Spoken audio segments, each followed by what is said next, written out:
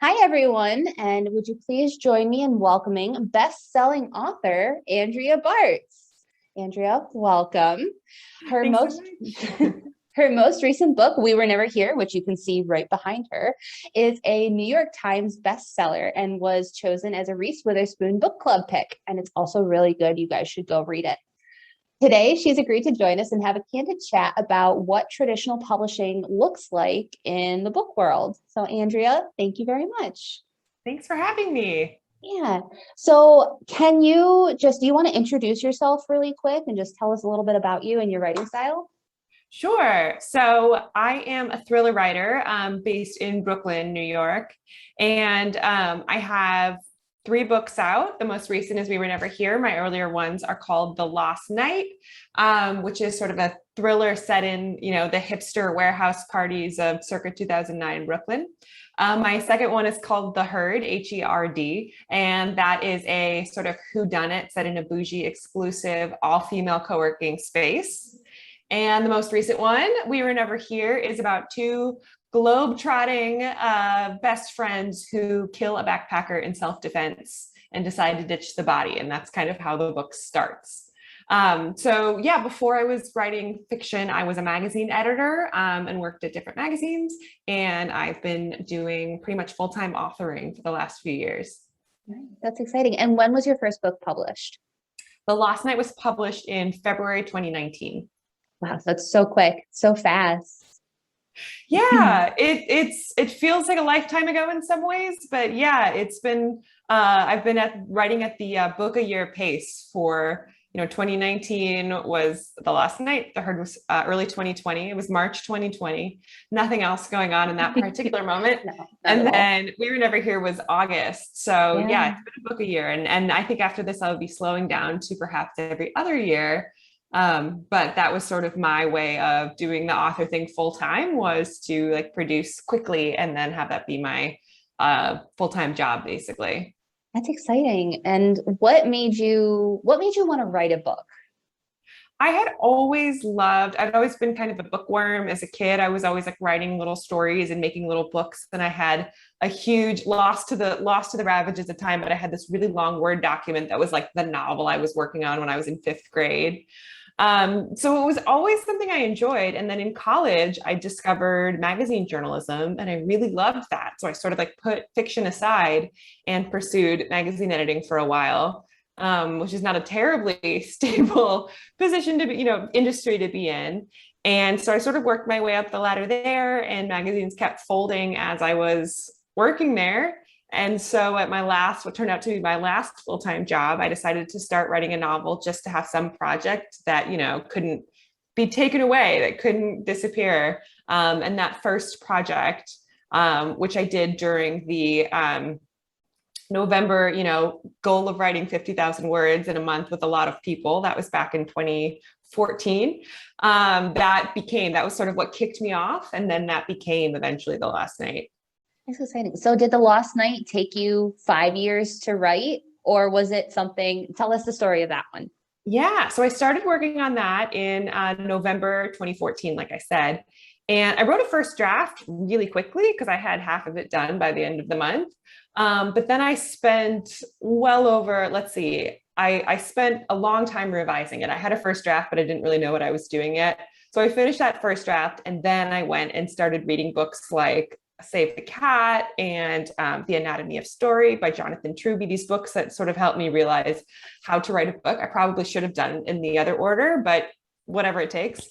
And so I started writing in November 2014, and I started querying agents. I felt like I had it in a solid enough place based on my own work on it, based on feedback from like crit partners and beta readers in November 2016, right around election time, which is why I can remember. So it was about 2 years of getting it in shape on my own before I felt like I could take it out to the world. So I signed with an agent in the end of 2016. We sold it to Random House in summer 2017. And then it was sort of too late to have it come out the next summer. And they don't really like to put out thrillers in the fall because fall is when prestige books come out. And so all of a sudden it was February 2019 that we were looking at. Interesting. Okay. So can you walk us through the process of you finished your book, you have it polished to where you like it. Um, what do you do next? Who do you send it to? Who do you call? Yeah. Ghostbusters, right? Right, exactly. They know all. So at that point, you need to make the call of what sort of vision future you're envisioning for your project. So for example, a lot of people do self-publishing at this point, or some people work with tiny, work by submitting it directly to small publishers that directly publish books. I knew that I wanted to go the traditional publishing route. I wanted to have the kind of books that you see at the bookstore, at Barnes and Noble, generally at the library. And so the way to break into traditional publishing is that you need representation, you need a literary agent. And a lot of times people aren't quite sure what that person means. And then I say, just think of it the way that like an actor has an agent, or, a musician has an agent. It's sort of like a manager, and they're the middleman, and they're managing your career in a holistic way. And they're the middleman. They're the one who can take your manuscript and bring it to publishers at different publishing houses, different imprints. So I couldn't just send a manuscript to Random House. I need an agent to do that for me. So there's lots of great content online that I suggest looking at for how to find agents, if that's what you're going to do, but I'll try to give a very quick overview. I spent a few months just researching agents. I signed up for Publishers Marketplace, Publishers Lunch, deal makers. These are all definitely things you can Google.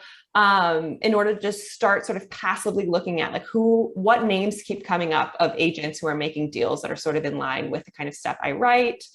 I started watching manuscript wish list. That's the hashtag that agents are using on Twitter for like their wish list, the kind of manuscripts they hope will come into their inbox.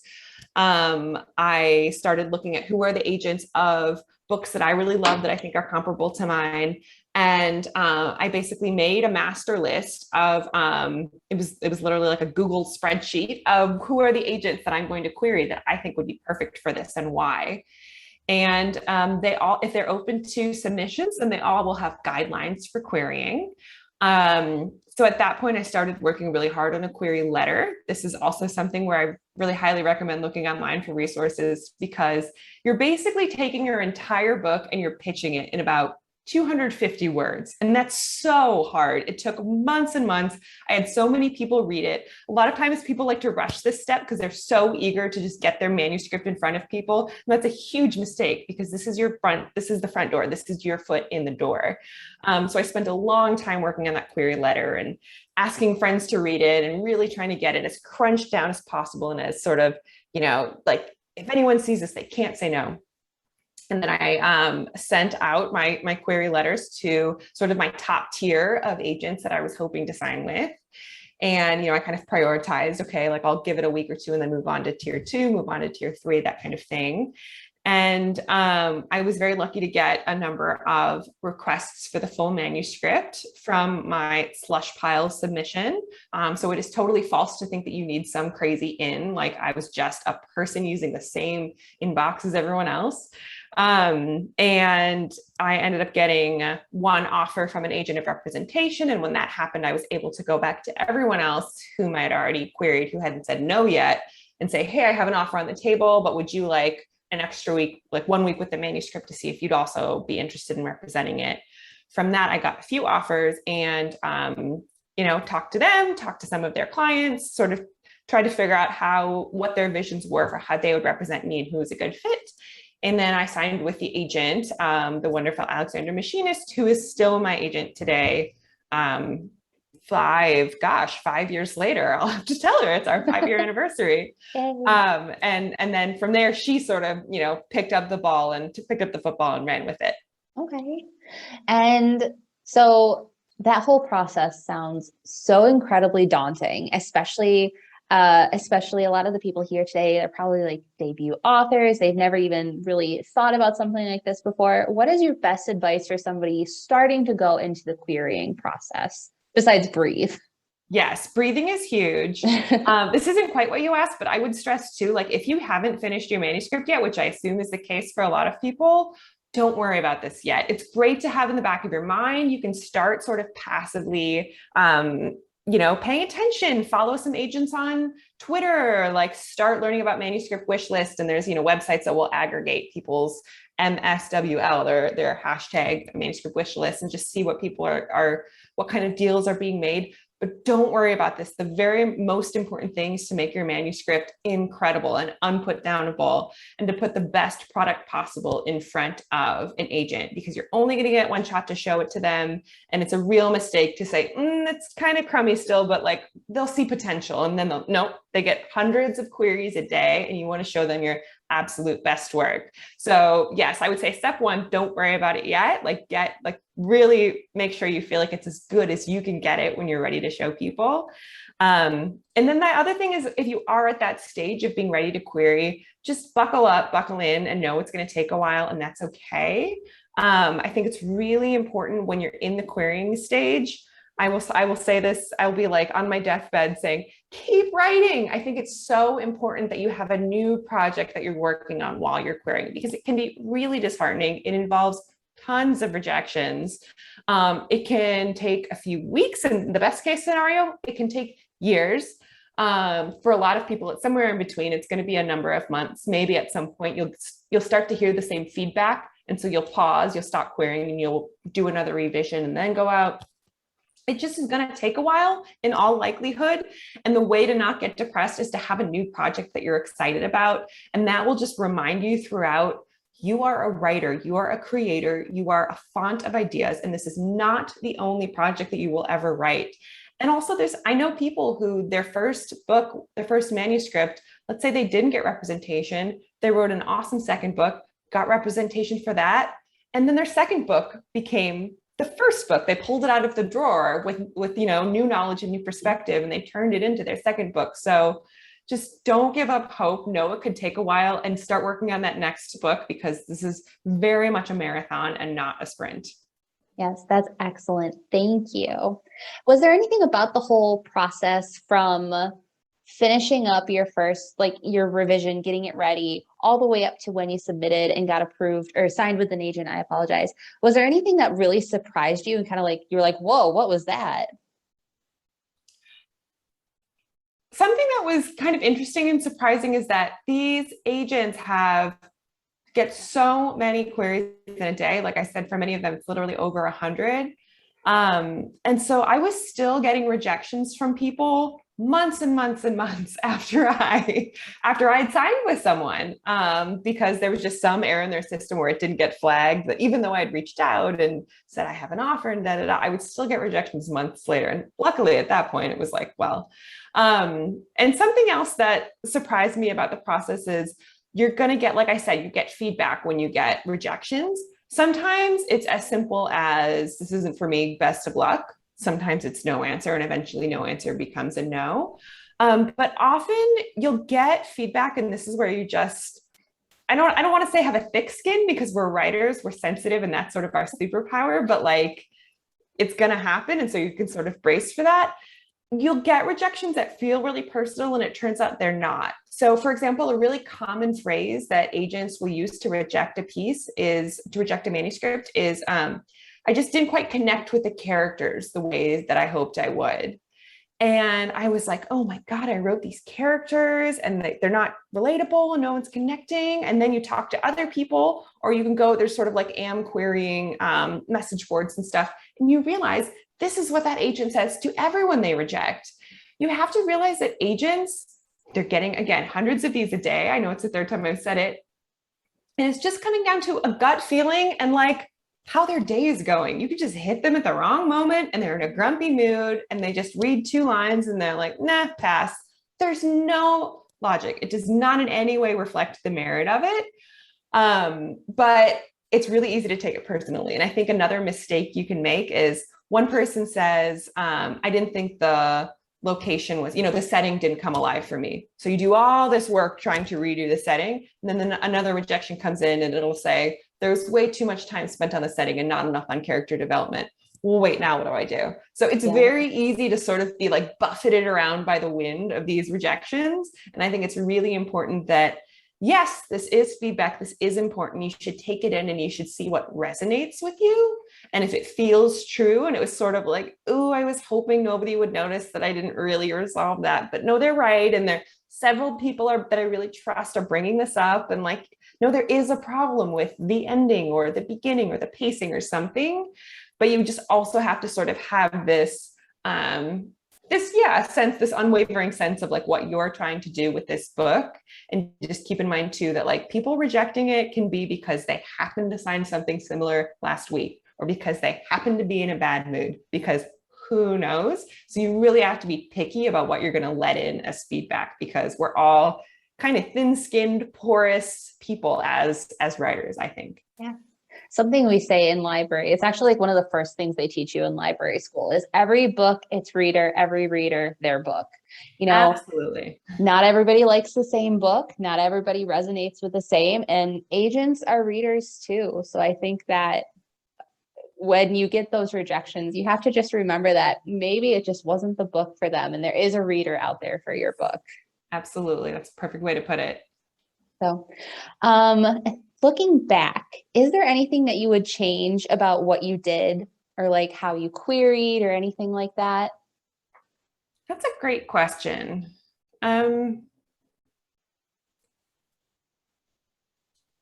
don't like it's I'm very much one of those like I learned from even all my mistakes, so I don't know if I'd consider them mistakes kind of people. But I will share this sort of part of my journey that I glossed over the first time, that hopefully will be comforting or inspirational more so than depressing. So I signed with this agent who is wonderful, and she's very much like a wheeler and dealer. And I was kind of deciding between her and a few other agents who are a little bit more like wordsmiths. Like they act as sort of your first editor, and they really get into the weeds of the book with you before they go out with it, before they go on submission with it and send it to editors. And so I decided to go with this agent who, she has great instincts in terms of notes, but she's not a wordsmith, and she's the first to admit it. And so some of the other agents that made offers to represent me were like, we'd want to change this, and then we would want to work on this, and there'd be a lot of work before it's ready to go out. Whereas the agent that I signed with was more like, I'm going to let the editor edit. Like, I want to get it out there, and that's how I work.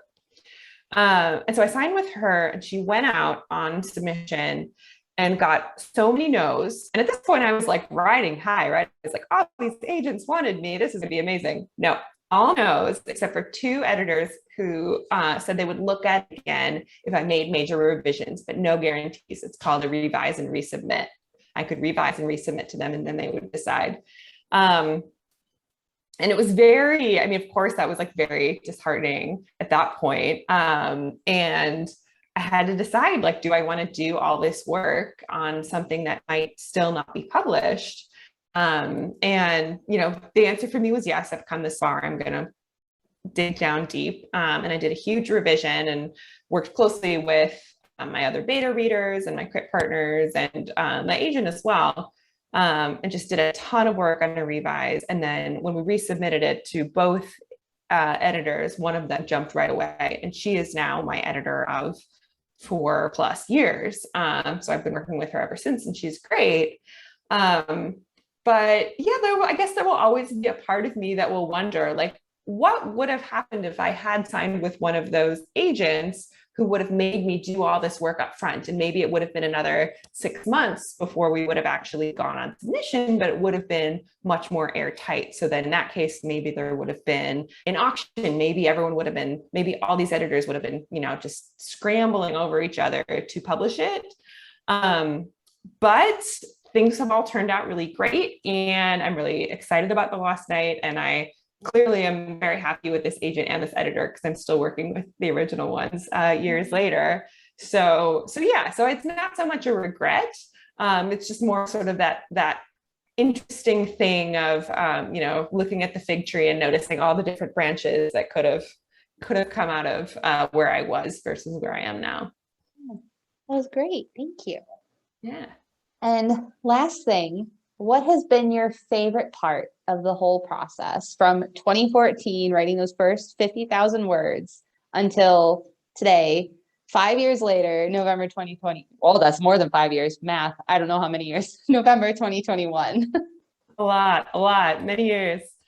I think the most incredible thing was when The Lost Night came out. It was not the pandemic, unlike my second two books. And so when The Lost Night came out, I was able to have a book party at a bookstore, and I was able to do a small book tour in, my hometown in Wisconsin and some other places.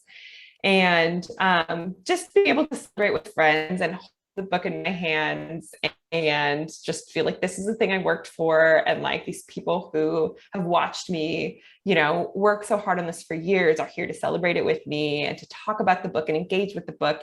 And some strangers came who, had heard about the book or the event. That was like very, very surreal and very, very exciting. And,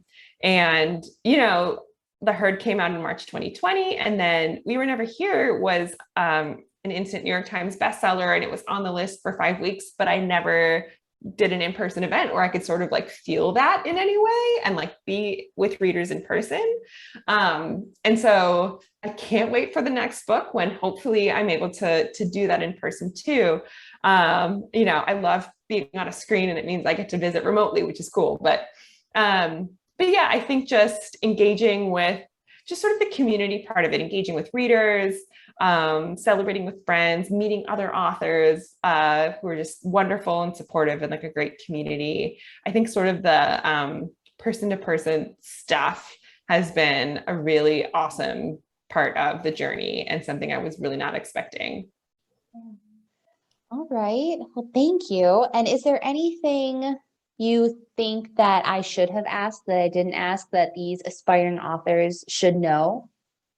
It's such a great question. I think I kind of already said this, but I really think like it's so easy to get bogged down in these questions of saleability and marketing, and is this topic going to be right at the time, and also to get really, if you have your editor brain that's also turning on too, of like, is this interesting? Is this direction going to work? Are these characters right? Whatever. And I think always the solution is just one word, and it's just right. It's just at this point, right. It's just for you. Nobody else needs to read it. Get words on a page. You can't edit a blank page, as the cliche says. So just, think about this as like, you just got the keys to the most amazing sports car, and you are just in the middle of the desert with all this great open space, and you can just go nuts and worry about all that stuff later. And for now, just have fun with it, and just when in doubt, write. Perfect. Thank you so much. And Andrea, where can everybody find you online, social media? Is there a good place if they have questions that they can reach out to you? Yeah, I love engaging with readers. I am on Twitter, Instagram, and TikTok at Andy Bartz, ANDIBARTZ, Andy Bartz. I'm on Facebook at /Andrea Bartz author. I sort of use that one less. And my website is andreabartz.com. But yeah, I'd love to connect with people, and just huge like good luck to everyone who's in it and who's just putting pen to paper. It's a very brave and exciting act, and I'm just wishing everyone the best. Thank you. And thank you again, Andrea, for joining us so much for the write-a-thon. And we can't wait to see what you come out with next. So good luck with your own writing. Thank you. All right. And on that note, thank you. It's time for some exciting prompted writing sprints here at Nopal. So we'll go ahead and we'll get started with that.